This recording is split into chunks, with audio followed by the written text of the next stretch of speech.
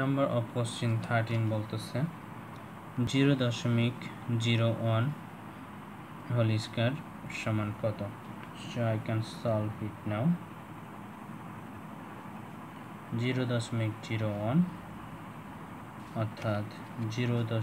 এর উপর whole square আছে, অর্থাৎ 0.01 ইন্টু 0.01। সো আমরা এখানে দশমিকের পরে 4টি সংখ্যা দেখতে পাচ্ছি, এখানে 2টি সংখ্যা, 2টি সংখ্যা। সো 1 4টি সংখ্যা করতে হবে দশমিকের পরে, তাহলে 1 2 3 4 দশমিক এরপরে 4টি সংখ্যা, অর্থাৎ 0.0001 0.0001 is the answer number of question 13. I hope তোমাদের আন্ডারস্ট্যান্ডিং হয়েছে। Next number of question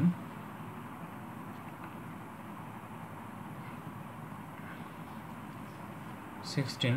number of question 16 কি বলে?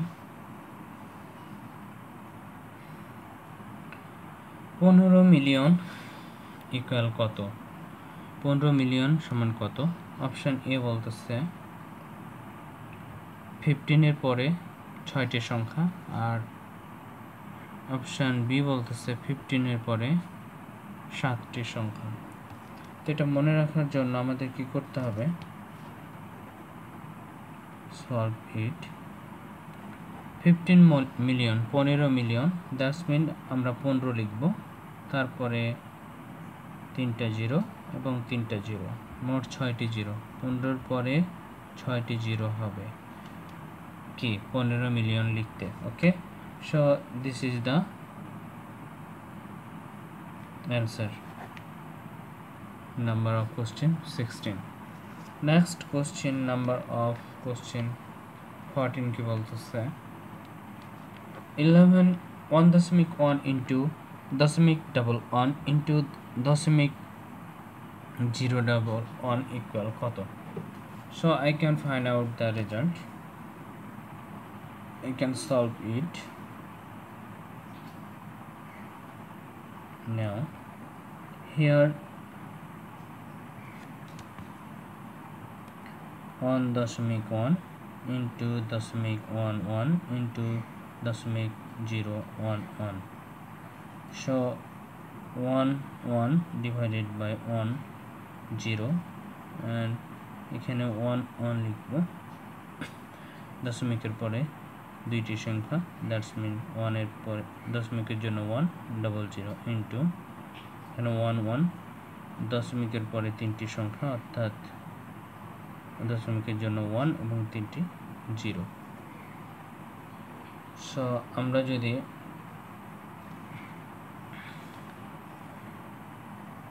ক্যালকুলেট করতে যাই তাহলে আমরা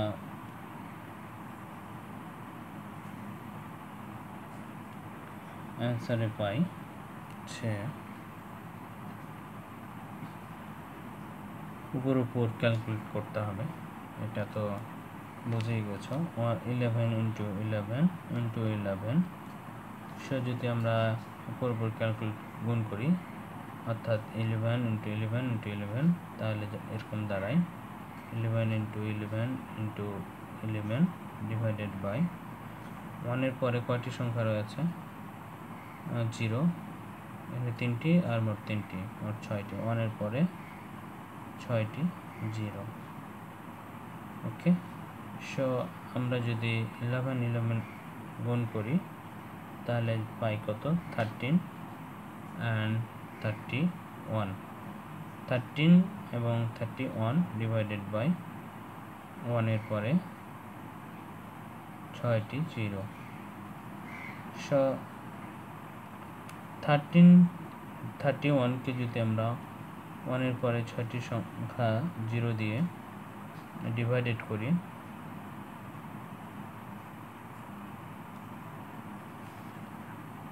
তাহলে আমরা কি করতে পারি? 1331। সো এখানে রয়েছে 10 লাখ। ওকে, সো এখানে দেখতে পাচ্ছি 1311। সো আমরা যদি দশমিক নিই, এখানে দশমিক নিই, দশমিকের জন্য একটা জিরো নিব, তারপরে ভাগ যেতেছিস না এই জন্য একটা জিরো বাড়ায়নি। ওকে, তারপরে কত ছিল 13,000, ওয়ানের পরে এখানে আসলে 13,000, ওয়ান এখানে রয়েছে 10 লাখ। ওকে, আর এখানে রয়েছে এখন 1,33,000। সো আর একটা জিরো নিতে হবে, আর এখানে একটা জিরো নিতে হবে। সো আমরা যদি এক ঘর নিই তাহলে কি করতে পারি, 10, তিনটা এক্সট্রা। ওকে, আই হোপ তোমাদের আন্ডারস্ট্যান্ডিং হচ্ছে। নেক্সট কি করতে পারি, আমরা যদি লেস করি, আমরা 13, 3, 1 আর তিনটা জিরো থেকে যদি আমরা 10 লাখ লেস করি তাহলে আসে 3,31,000। ওকে, সো এগেন আমরা কি করতে পারি,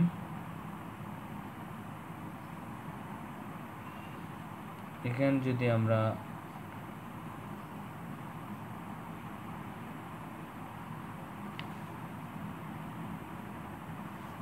এক ঘর নিই,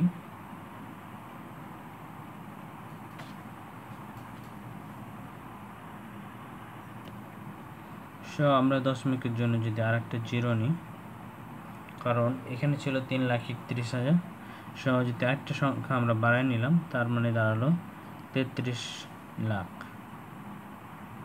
ওকে, 33,10,000 দাঁড়ালো। সো আমরা যদি 3 নিই তাহলে কত আসবে, 3 10 30, 30 lakh.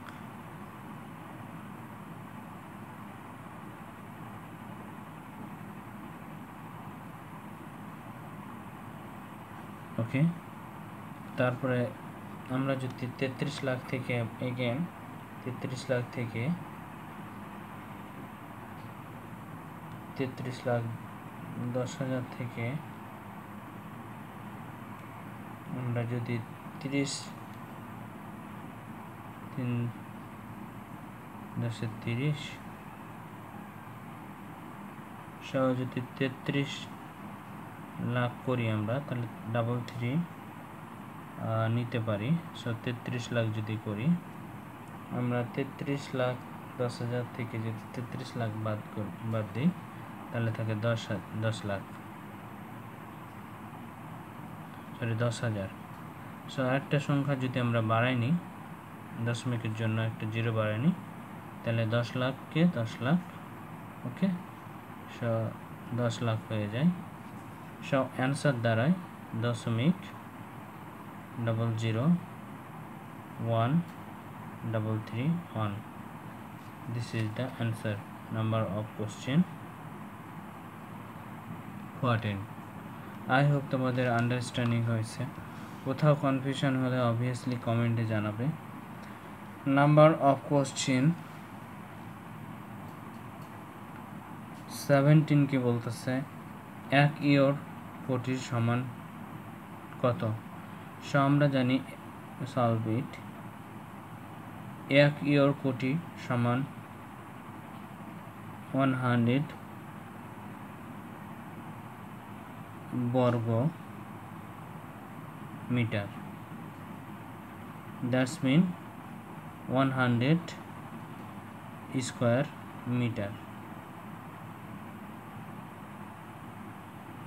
Metre, so this is the answer. আর এটি রয়েছে অপশান এতে, যেটি কারেক্ট অ্যান্সার।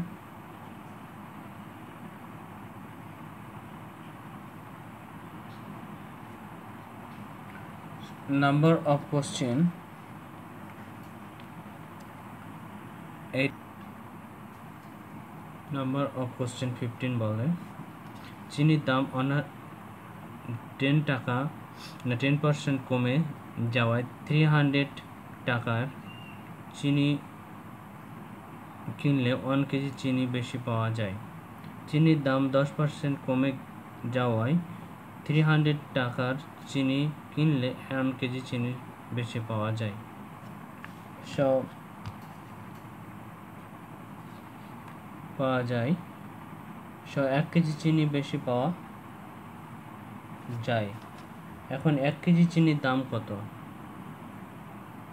এখন 1 কেজি চিনির দাম কত?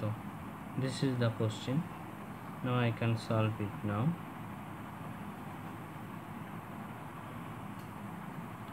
100 টাকায় চিনির দাম কমে 10 টাকা। 1 টাকায় চিনির দাম কমে 10/100 টাকা আমরা বলতে পারি। অ্যান্ড পরে কি করতে পারি? 300 টাকায় 300 টাকায় চিনির দাম কমে 10/100 ইন্টু 30। সো আমরা যদি আউট করি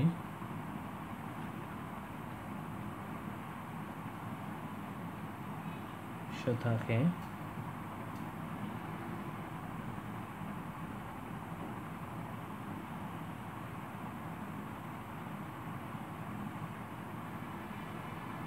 এটা ওকে সো 00 এবং 00 যদি আউট করি তাহলে 3 থাকে 10 আর এখানে 3 সো 30 ইজ দ্য অ্যান্সার। তাহলে 1 কেজি চিনির বর্তমান মূল্য 30 টাকা। This is the answer number of question 15। And number of question 18 কি বলতেছে? নাম্বার অফ কোশ্চেন 18 বলতেছে 394 এর চতুর্থ সমানুপাতিক কোনটি? Option A or option B? So I can solve it now.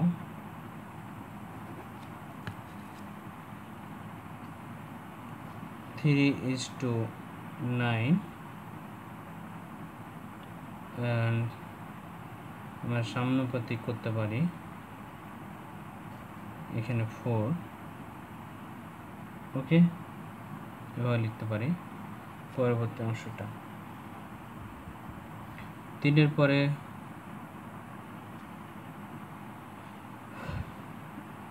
কত?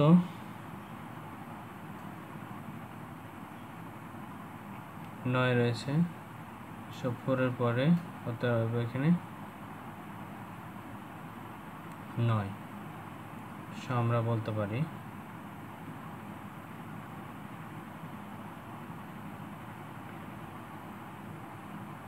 তিনের পরে 9, 4 এর পরে 9।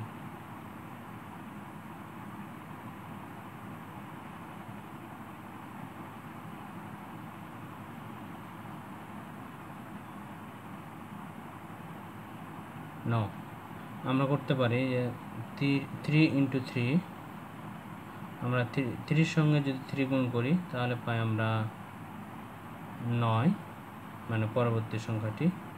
আর 4 এর সঙ্গে যদি আমরা 3 গুণ করি তাহলে আমরা পরবর্তী সংখ্যাটি পাবো 12। So 12 is the answer. Number of question 18 যেটি অপশন বি তে আছে आंसर।